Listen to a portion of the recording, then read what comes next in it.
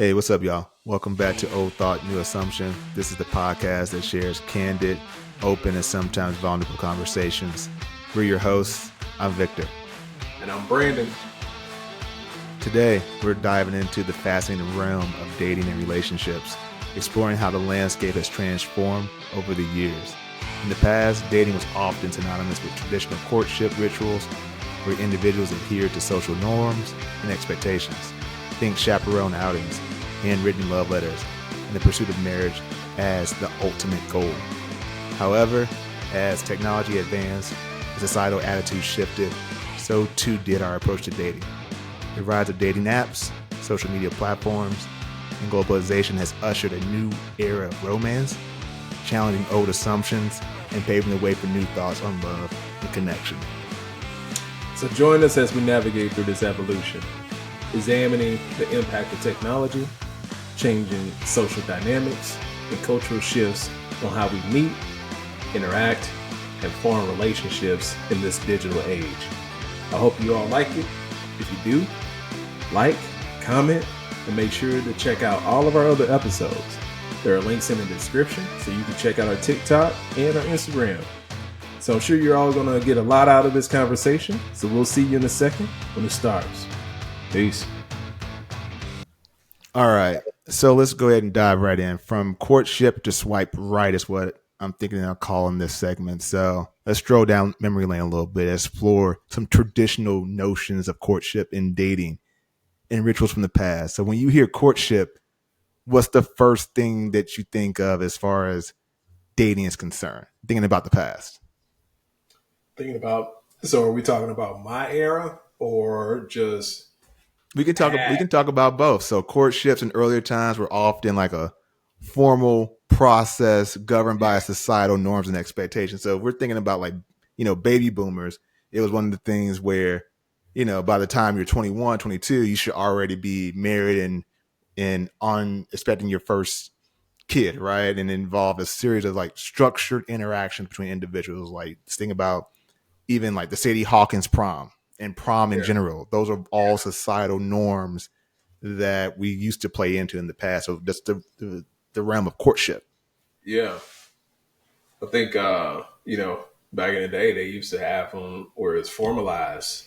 You only, you got with families of families, right? And that's how they were able to keep the bloodline strong and all of that crap. But then you think about courtship to the sense of what you've seen in movies and having to ask the father or the mother for the Just for a chance or date. the opportunity to date their daughter, et cetera. It was that formality piece that we had. It was, It also was very heterosexual too, right? Because you just, they wasn't even probably even thinking about the non-binary coming into place with courtship. yeah, Like that, that's not even synonymous with each other. yeah, that didn't exist. All right, you either got along or you were alone in that sense.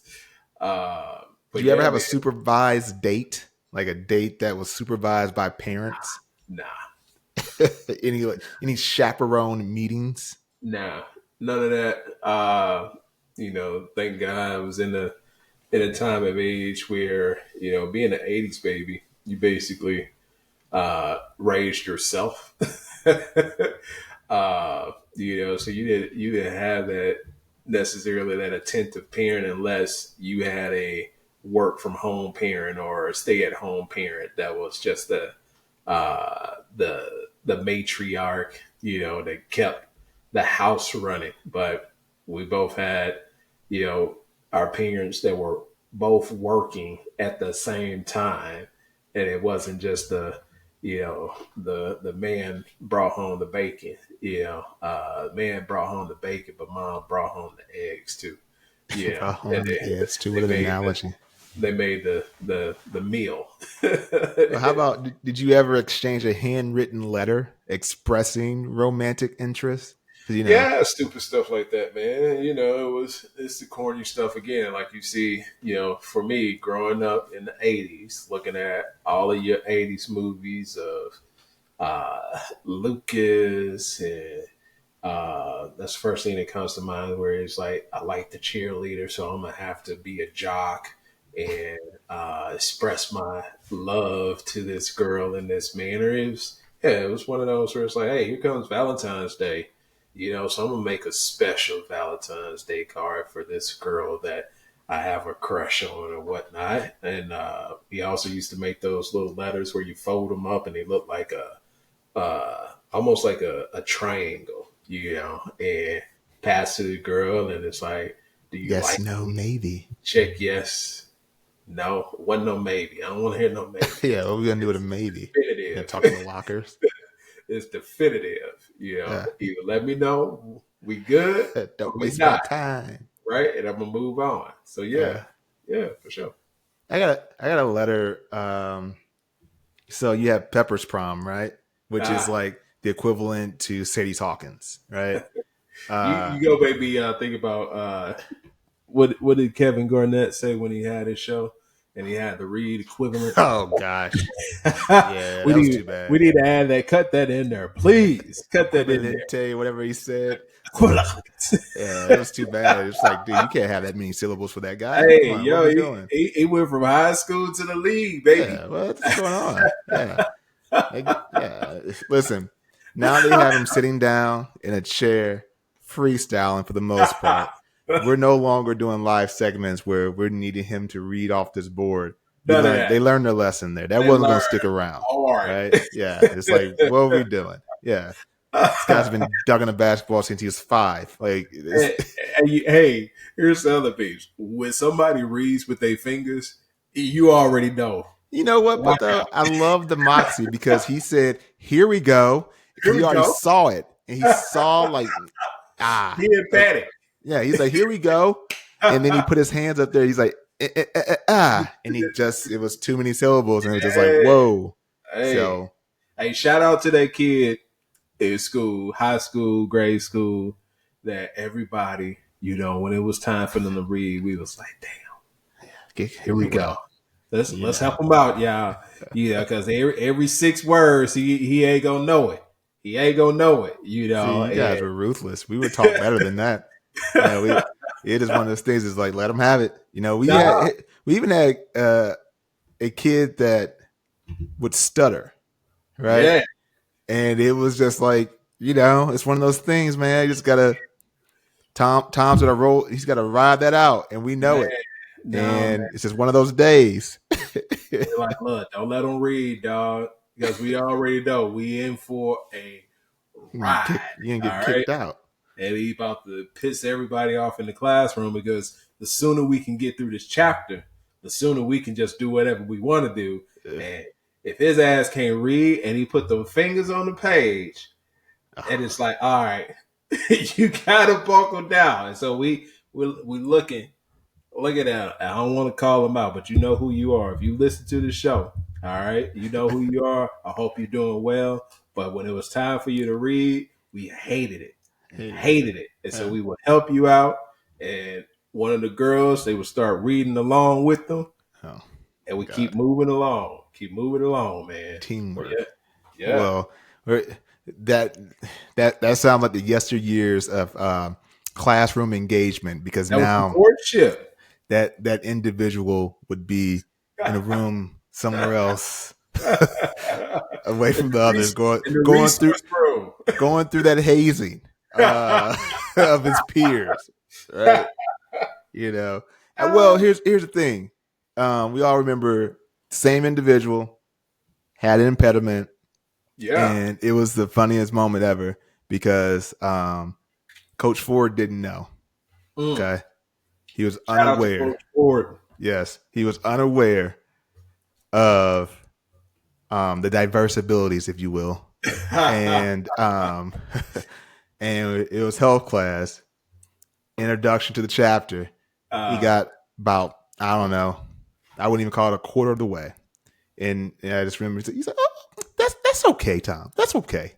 And he just got him out of there. It's like, because he didn't know, man. He just said, "Oh, you know what? That's okay." And yeah, it's like, dude, what are you doing? Don't put him through that. No, he can't read. He can, but he He had a he had a stammer, man. uh, You know, this is like over here he starting up the car. yeah. Oh man, that's terrible. See, yeah, that's what was going on, and Yeah, yeah, it was just like, man, this is a whole paragraph. He's not gonna get through it in the speed that you're expecting, sir. man. So give him a break. Shout out to the kids that grew up in the '80s. Everybody that's in their, their '40s, early mid '30s. Shout out to y'all because Yeah. we grew up in a time where our parents didn't get us all tested like we should have been tested No. to identify that we had some Well, opportunities. and if a teacher brought it up to your parents got offended. Oh yeah. What do you mean? What do you mean? Well, you Yeah. know what I mean. He You know came what- from me. There's no way that is happening. Yeah, Yeah, the it makeup is. we got going on right now. I can see Yeah. where it came from. Yeah, I see it. Yeah. So now you're talking about yesteryear. So let's talk about the dating rituals of yesteryears, Yeah. right? Because I think those are characterized just because it was a slower pace, right? Even in the 80s and dating in the 90s is a slower pace and kind of a more deliberate approach because we weren't so connected. Let's think about, you had a landline, you had, one line, maybe two lines. So, and then it was also couples were more engaged in dating and visiting parks or gardens or attending social gatherings together. So Yeah. what was those yesteryears like? Since now it's like, well, if visiting a park or garden is like, if we're doing that, we're probably both on our phones. Yeah. Well, I got two versions of this. One, we were very attentive. All right. We were attentive to the person that we were with because we didn't have those distractions. We didn't have technology in the palm of our hands. You barely had, any kind of mobile connection. You may have had a beeper back in the day. Cell phones were just now coming about and they were super expensive, but we were super attentive. And then also on the flip side of that, because we were not so well connected and technology, the advent of technology hadn't reached its, point where like, hey, snap a picture of yourself and send it to me so I can see what you look like. We had to go off of a description, right? And man, I tell you what, I got a story. I got a story for you on this where, there's a couple of things back in the day we had to listen to a person's voice. If they sounded good and cute on the phone, it was like, man, all right, I like what I'm hearing. Oh man. But then that could be a pretty big girl, right?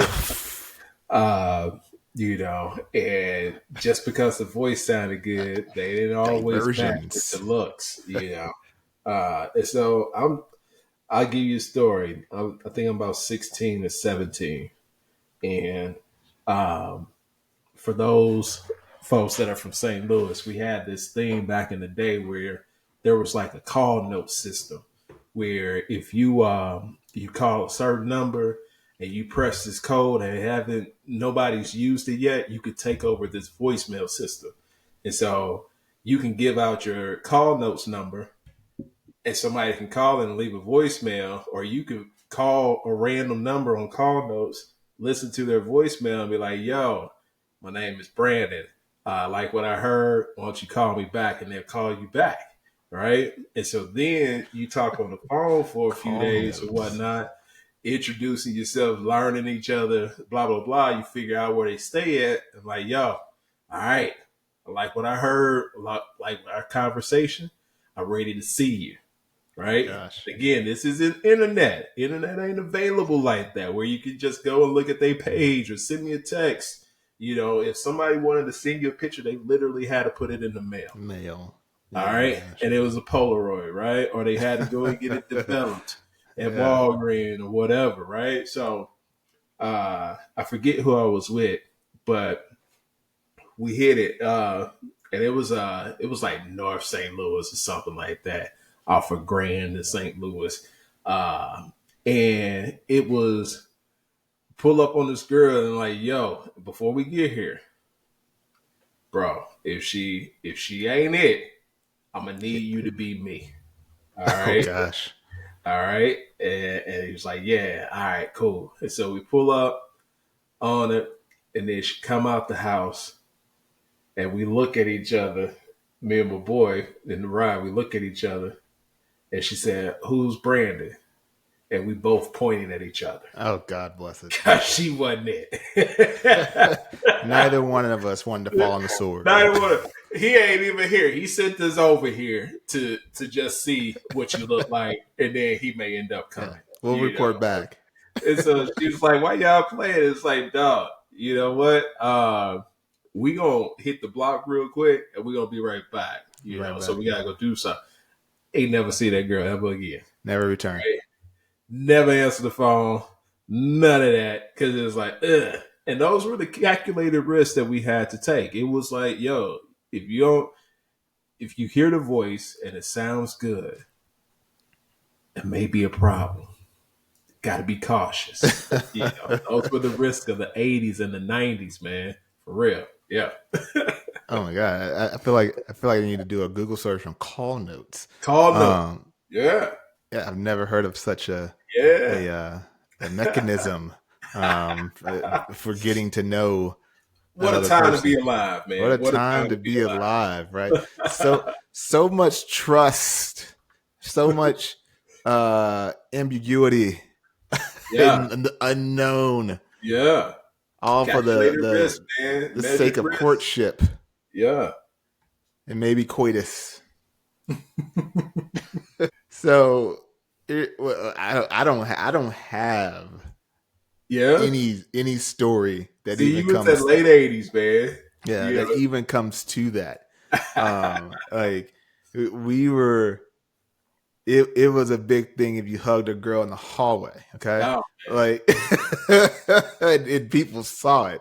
Yeah. Then that was something. Like it got to the point where I think like in like 6th grade, we had like structured dances, right? Where it would be like they would literally have the party crew there, and then they would put us in a semicircle. Girls in the girls in the but listen to this. This is how, if we peel the onion back on it a little bit, I don't know what they were doing, but it was literally a version of like Hot or Not in real life, because you remember it so vividly because they put the girls in the inside of the circle and the men in the outside of the circle. And then it was literally like musical chairs, right? Because otherwise we were going to stay on one side and the girls were going to stay on the other side, right? Yeah.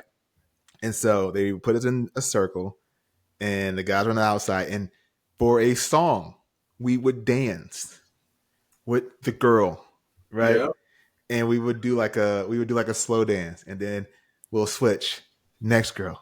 And we're just like, and they're literally getting us used to doing that, training us. And I still remember this girl.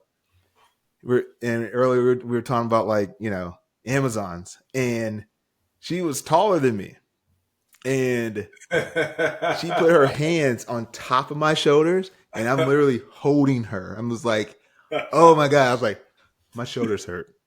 I was just like, this is too much. Like, I'm supporting you. Like, is this too much? And I still, I got my first kiss out of it.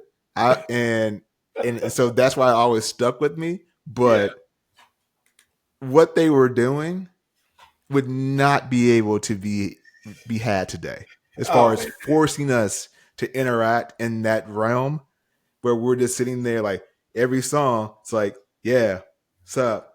Hey, classmate. Yeah, we normally wouldn't dance, but since we're in the circle, we have to dance, right? But then that progresses because by the time we get to high school, we're freaking grinding. Right? It's just like, I started in 6th grade, and it was supervised by principals. Like, All right, you just unlocked the core memory for me. So St. Louis, known for his skating rinks. Okay, Lock-ins.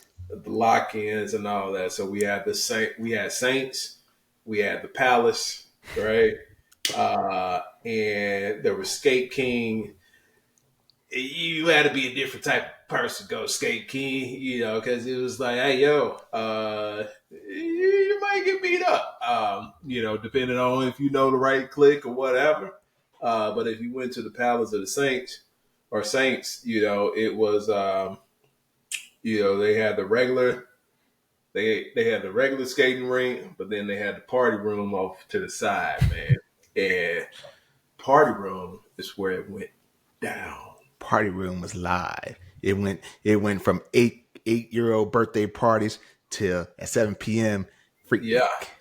yeah. And it was, if you there from 8 to 12 and your daughter comes into this party room, it is going down, It's getting right? negligent. And so you're talking about you guys had to be placed in a circle. We created the circle. See, that's the difference. And it was literally you dancing on a girl, and you got your boy holding you up because you let it go, right? And it's in the cages. We had the cages. You had your clicks, and it was like, again, what a time to be alive. And I think that was also the piece. It was due to the fact that one, early '80s, late '70s kids, they raised themselves. And so we were doing a lot of Experimenting. things, experimenting, learning new things about our bodies a At lot rapid sooner speed. than we were supposed to. Yes. And so they learned from that. And that second half of the '80s, which you're a part of, right? They were like, whoa. Yeah. a little regimented. We're going to dial this back a little bit, right? Back a little bit. Yeah. Because, Saints, Palace, those were some fun times. I learned a lot about myself. And now, if those things even remotely existed, it would be it'd be on TV. Yeah, exactly. It would be on socials, and people would be outraged. Yeah, outraged. Man, if they had the ability to live stream what was happening in that party room, it'd be like an episode of Euphoria. Yeah, but without the paraphernalia. Without exactly. Yeah, we were high on our own self. Yeah, and just the excitement of hearing the music, high on horniness, seeing this little young chick. You young, I'm young. We might as well. And then we're locked in. Time to go.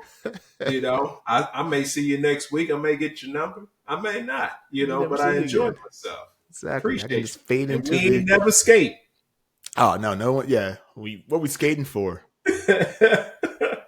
What we doing that for? That was the front. You know. Yeah, no one rented skates. So shout out to Drexel Smith and all of them, Drexel Stiff and all of them, man. They used to hold it down for Saints, man. Yeah, Saints. Gotta love it. Throwback.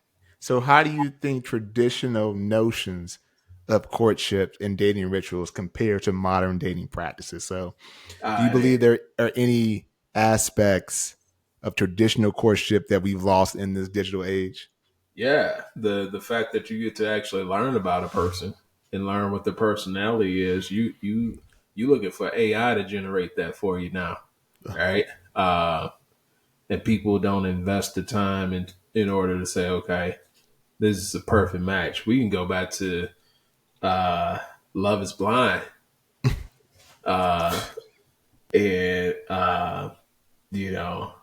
Old boy with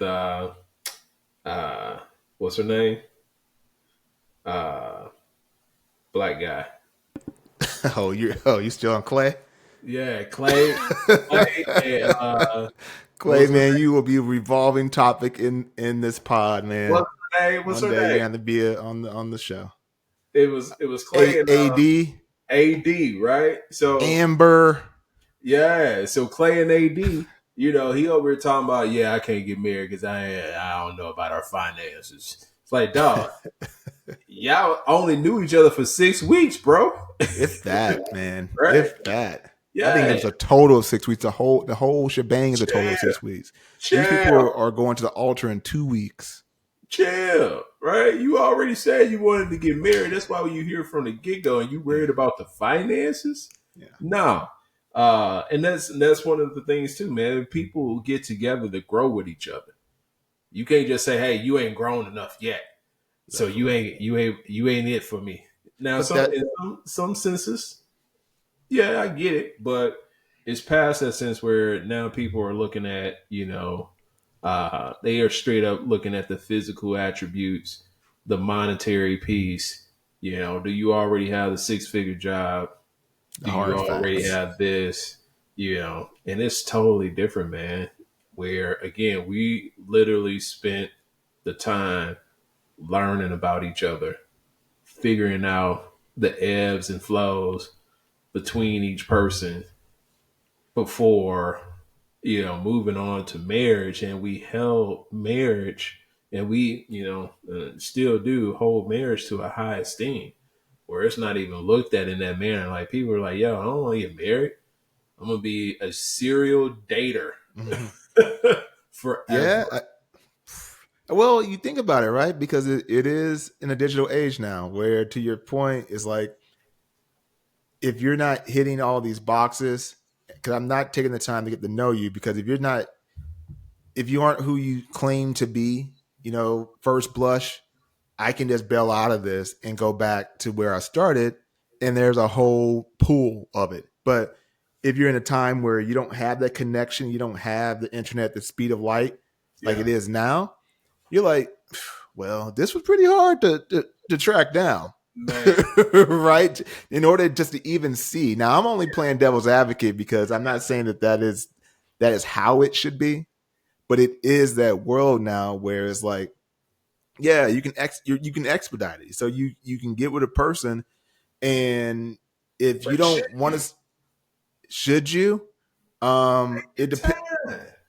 If I mean, well, yeah, you should take your time, but it you have too many other things in your world that Oh, are not even that are fast, that are like, think about it like this. If you got 10 verticals in your life, right? Your job, your friends, your lifestyle, like even how you get your food, right? You can literally order your food at from HEB and go pick it up. You yeah. don't even have to walk the aisles anymore, It right? grocery store in Texas, y'all. Right. And It's so ridiculous. just think about that. It's like, even your local grocery store, you don't even have to put a brand on it. You can Yeah, order your goods and no longer have to spend time yeah, walking the aisles.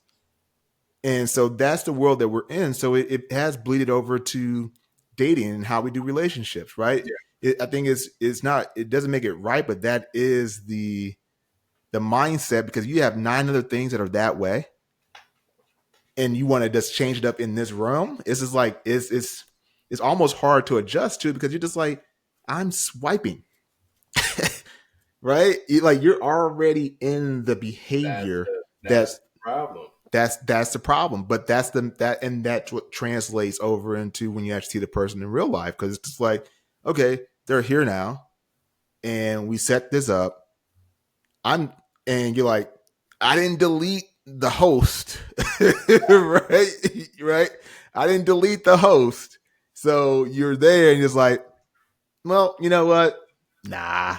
And then you're not worried about it, because you're just like, they have my prerequisites. Right? I'm gonna go ahead and go back to it, and we'll see if we can catch another one. See, And that's the mindset. It but doesn't make it right, but that's why they don't last. That's why those relationships don't last. Those marriages don't last, man, because one, people are not in it for the right reason. Dating now is for likes. People are like, what's the saying? It's not official unless it's on Facebook, unless it's yeah. on Instagram. Unless it happened on If Instagram, you're yeah. ain't a Yeah. real relationship if it ain't social, right? Yeah. And it's Which is like, too bad because, there's probably a lot of science that backs up that you probably shouldn't, unless you're at a certain stage with a person, you probably shouldn't share that. yeah, You should probably nurture it a lot more. And then yep, when it's at a stable state where you can deal with anything and everything, that's when you put that out there. Because then you're able, it doesn't matter what happens in the digital world. It's yeah. like, that's digital world. And we're Well, both that's a ritual and that's a right. yesteryear, right? So Yeah. again, here's a cultural piece. African Americans, you don't let nobody know about what's going on in this house, right? Right? Right. Yeah. But everybody want to know what's going on in the house because you put it out on social media, right? For a Yep. like, you want the attention, Oh you yeah. want all that clamoring, right? You Want to want, be hey, affirmed. I'm jet sailing and we're taking this trip. I'm out here with my boo. I'm out here with Uh-huh. my, with the wifey. Blah blah blah. It's like, dog. As long as you're okay with that, in the sense that everything in your life with your relationship is going good, that's all the satisfaction you should be seeking. Yeah, You for shouldn't be sure. seeking it from an outside source for someone to say, you know what, y'all are cute. That's Yeah. great. Oh, I wish I had that. Where's my me? It's like, no, you are lusting for the wrong thing. Oh yeah. I being being in the ethos of that, Mm-hmm. right? There is a, what they call it, a dissonance, right? Yeah, cognitive dissonance.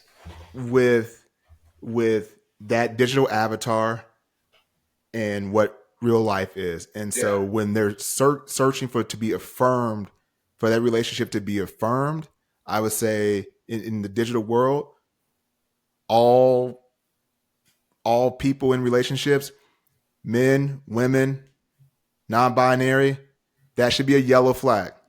Maybe not a red one. not a red one, huh? Okay. Not a red one because because you have, I think it's an opportunity to engage and talk about like what it means for that person and really get an understanding of Yeah, what it is, so you're not guessing, and then it can turn red. Right, once you really find out, like, look into how they answer it, right? So if they get frustrated with why you're even asking them, okay, that's turned into a red flag, right? But it's a yellow because you should take a look, right? Because it's yellow before red, so slow down. Like, ooh, what is it? Okay, what does this mean? And is there a lot of this? yeah. Oh, okay. So all our moments must be shared, Oh, right? So okay, so you weren't taking those pictures for just us for memories. It was like, you're gonna choose the best one. You're gonna edit it. You're gonna put filters on top of it. yeah, You're gonna put some caption, yeah, a bunch of hashtags, yeah, and it's all good if only actually 10% of your followers yeah, actually like it, yep. Otherwise, right? oh man, Right? it was a failure. Right. If you're thinking of in now being in this world of social media and seeing how it really works, actually that content was a failure. Was a failure. It didn't Yep. reach the audience, and most of your friends didn't give a fuck. Yeah, Right? yep, They did not care yeah. because you're using this as a MySpace page when it's actually a content Shout page. out to Tom. Where you at, Right? Tom? Yeah.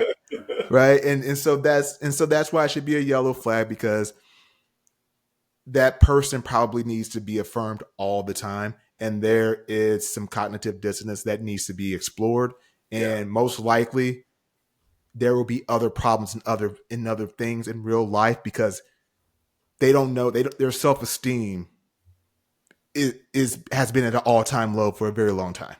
yeah.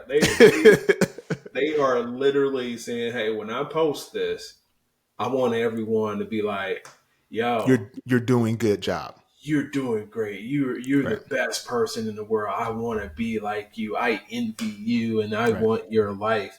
And it's like, yo, this person is the saddest person in the world. Yes. They're in debt. Yep. They are in mental health crisis. And they are yearning for something that is never going to satisfy and quench that thirst, right? And it's like someone asked me, how are you doing? And I'm like, yeah, I'm peaceful.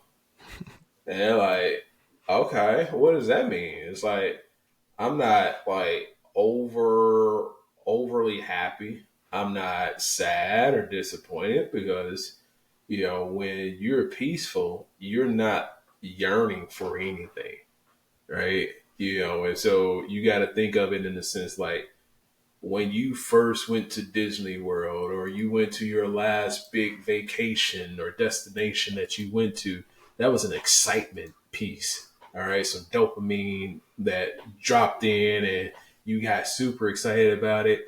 Now you'll never have that feeling ever again, right? Until you actually have a first instance somewhere else, right?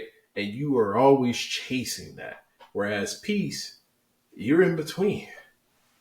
You're not happy. You're not super happy. You're not sad. You're just good and comfortable being where you are, right? And if you can secure that, that's happiness in itself, Yeah. right? And most people are like, no, I need to chase that feeling that's giving me this good feel like it's always gonna be this. And that's the hardest thing to ever do. And you're gonna be disappointed several thousand times if Yeah. you're always chasing it. I agree. I think spiritual warfare is real, you know. When and I think about kind of the spirit as, what's in your heart and your heart and in your mind, right? And really separating the physical world from what's up here, right? I tell a bunch of buddies like to relinquish a sense of self as much as you can. Because essentially you spend most of your time in this physical world sitting and being still. Yeah. And if you're ruminating on the future, you're ruminating on the past, you're not being current, and you're thinking about your physical self in your head, and that's spiritual warfare because you're really not understanding the current state of where you're at. And you can get truly lost in that, and you're always reaching for something or yearning for something that will never turn out the way that you were thinking it would turn out. It never does. Even if when you're winning, it's not the way that you thought you were going to win.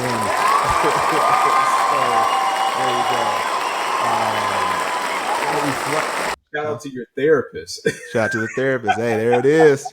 There it is, ladies. Okay? That's the work. Shout out to your therapist. That's the work. For every penny. Shoot, that's the work. Yeah.